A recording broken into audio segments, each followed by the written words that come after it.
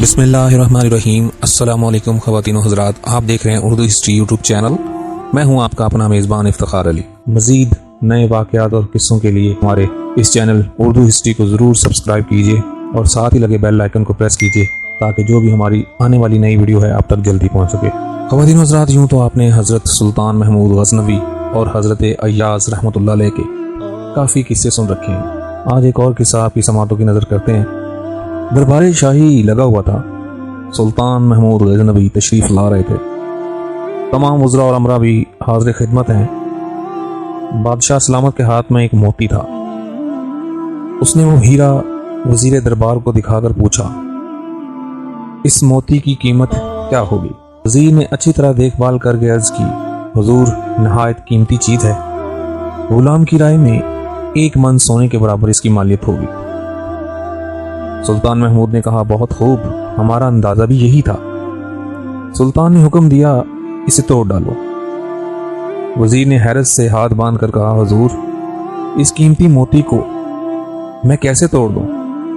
میں تو آپ کے مال کا نگران ہوں اور خیر خواہ ہوں۔ سلطان نے کہا، ہم آپ کی اس خیر خواہی سے خوش ہوئے۔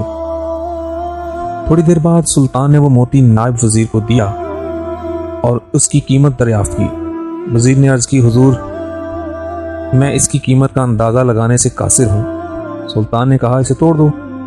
وہ عرض کرنے لگا، حضور ایسے بیش بہا موتی کو میں کیسے توڑ سکتا ہوں، جس کا ثانی ملنا محال ہے اور جس کی چمک دمک ایسی کہ سورج کی روشنی مانند پڑ جائے۔ سلطان نے اس کی فہم و فراست کی تعریف فرمائی۔ پھر چند لمحوں کے بعد وہی موتی امیر الامراء کو دیا اور کہا، اسے توڑ ڈالیے۔ اس نے بھی عذر پیش کیا اور توڑنے سے معذرت کی۔ بادشاہ نے سب کو انعام و اکرام دیا اور ان کی وفا شیاری اور اخلاص کی تعریف کی۔ بادشاہ جوں درباریوں کی تعریف کر کے ان کا مرتبہ بڑھاتا گیا، وہ ادنا درجے کے لوگ صراط مستقیم سے بھٹک کر اندھے کنویں میں گرتے گئے۔ وزیر دربار کی دیکھا دیکھی امیروں اور وزیروں نے ظاہر کیا کہ وہ دولت شاہی کے وفادار اور نگران ہیں۔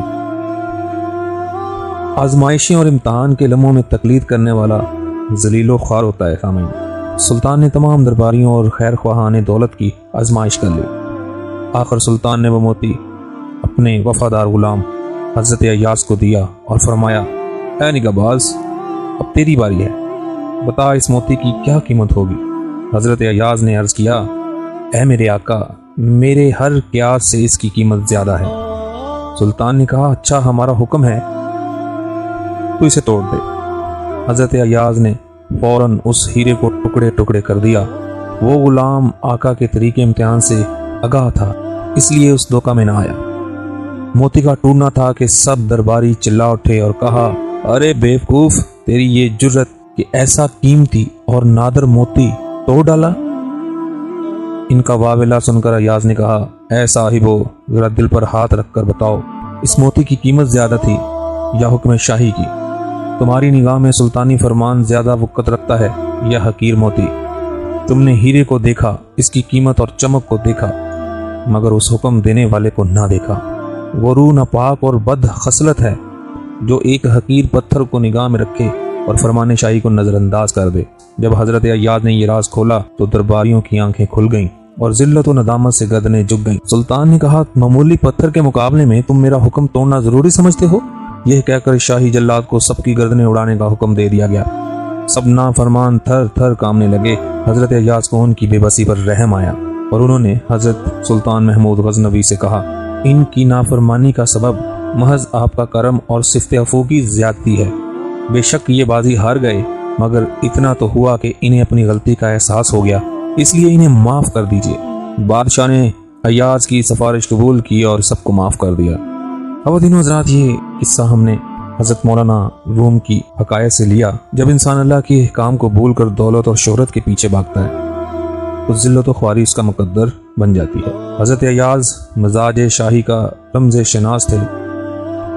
انہوں نے ہیرے کی ظاہری چمک دمک سے آگے دیکھا اور حکم شاہی کو ہیرے پر ترجیح دی۔